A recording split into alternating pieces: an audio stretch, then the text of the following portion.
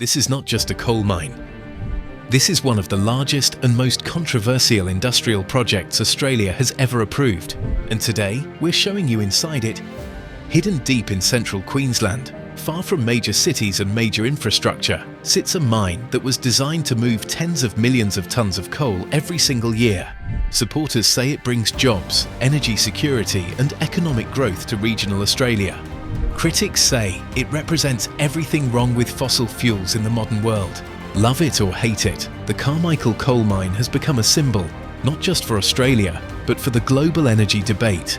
To understand why Carmichael is so significant, you first need to understand its location. The mine sits in the Galilee Basin, a vast and largely undeveloped coal region in central Queensland. This is not a place people pass through. It's remote, isolated and harsh. The mine is roughly 930 kilometres northwest of Brisbane by road, a journey that takes around 13 to 15 hours to drive. For comparison, that's farther than driving from Brisbane to Melbourne, except you're heading deep inland, away from cities, away from the coast, and into Australia's dry and dusty outback. When approved, Carmichael was cleared to produce up to 60 million tonnes of coal every single year, placing it among the largest coal mining projects ever proposed in the country. To put that into perspective, that amount of coal could power entire nations. The mine site alone covers hundreds of square kilometres, but its true footprint stretches far beyond the pit itself, across worker camps, rail corridors, processing facilities, and export infrastructure that links this remote location to the global economy. Carmichael is often referred to as Australia's largest coal mine, but that title depends on how largest is defined. While other mines may currently produce more coal annually, Carmichael stands out because of its approved scale and long-term ambition.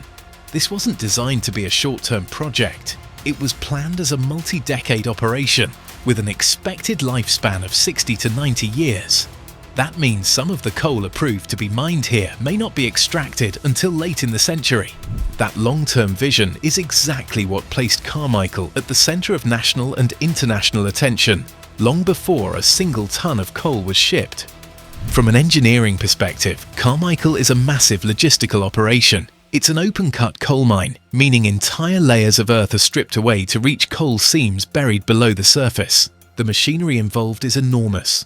Haul trucks the size of small houses move continuously across the site, each capable of carrying hundreds of tons in a single load. Fully loaded, some of these vehicles weigh more than 600 tons. Excavators with buckets large enough to swallow cars operate around the clock, scooping, loading, and reshaping the landscape. Roads inside the mine are wider than city streets, engineered specifically to support machines that never stop moving. Because of its extreme remoteness, Carmichael functions like a self-contained industrial town. Approximately 1,500 workers operate the mine on a rotating fly-in, fly-out roster. And workers don't commute by car. They fly in from cities across Australia for shifts that last days or weeks. Daily life is unlike most jobs.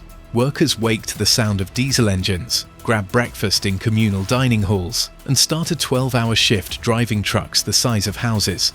At night, floodlights bathe the pit in artificial daylight, while the workforce rests in high-tech accommodation camps equipped with gyms, medical facilities, and recreation areas. Everything, from food and fuel to spare parts and supplies, must be transported in. The mine never truly sleeps. Operations run day and night. But the mine itself is only half the story. Shockingly, Carmichael was built after most major banks refused to fund it. Large financial institutions publicly walked away, citing environmental concerns, reputational risk, and uncertainty about the future of coal. Many believed that without bank financing, the project would collapse. Instead, the mine went ahead anyway. Carmichael was funded through private capital, internal company financing, and alternative arrangements, avoiding the traditional path most mega projects rely on. This made it one of the rare examples of a modern industrial project built against mainstream financial pressure. When the big banks stepped back and construction continued regardless, it shocked both critics and supporters. It demonstrated that projects of this scale can still move forward, even without financial consensus. And that only made the controversy grow. Now we come to the infrastructure that makes this entire operation possible. Without rail, Carmichael would be useless. Coal has to be moved hundreds of kilometers from the Galilee Basin to the coast. That required the construction and upgrading of heavy-haul rail lines, capable of moving thousands of tons per train. Each train stretches for kilometers, hauling coal across Queensland to export terminals on the coast. Once at the port, the coal is loaded onto bulk carrier ships, massive vessels that travel thousands of kilometers to deliver coal to Asian markets, where it is used to generate electricity. This is global logistics at its most dramatic. Coal from a remote Australian outback mine ends up powering cities and factories thousands of kilometers away. And because of that, from the moment it was announced, Carmichael sparked fierce opposition. Environmental groups warned of increased carbon emissions, damage to ecosystems, and long-term climate impacts. Groundwater in this arid region is precious, and every bucket of coal moved has the potential to impact aquifers that local wildlife and communities depend on. Endangered species in the Galilee Basin, such as the black-throated finch and the ornamental snake, are also closely monitored, with environmentalists warning that mining could disrupt delicate habitats. For many, Carmichael wasn't just a mine, it was a line in the sand over the future of fossil fuels. The mine also became entangled in complex legal and cultural disputes involving indigenous land rights. Court cases, negotiations, and protests stretched on for years, increasing costs and delaying progress. These disputes raised broader questions about development, ownership, and whose voices are heard when projects of this scale move forward. Supporters of the mine argue that Carmichael delivers jobs, regional development, and economic stability. In remote parts of Queensland, mining wages can support entire communities and industries. Critics argue the opposite, that investing in coal locks in emissions at a time when the world is trying to move toward cleaner energy, and that these jobs may not last as global demand changes. This clash, jobs versus climate, growth versus sustainability, sits at the heart of the Carmichael debate.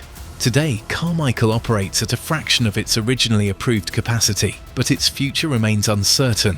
Expansion is possible, but so are tighter regulations, shifting global markets, and political change. As renewable energy continues to grow and pressure to reduce emissions increases, the question remains, how long will large coal mines like this remain viable?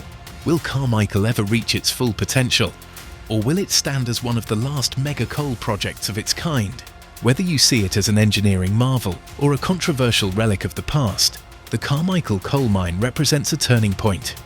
It's a project that shows how deeply energy, economics, politics, and the environment are connected.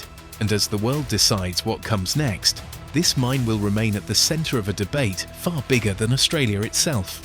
If you enjoyed learning about the massive machines and controversy in the Australian outback, don't forget to like and subscribe so you never miss our next engineering, mining, or construction adventure, and let us know in the comments what part of this giant controversial mine surprised you the most. We'll see you in the next one.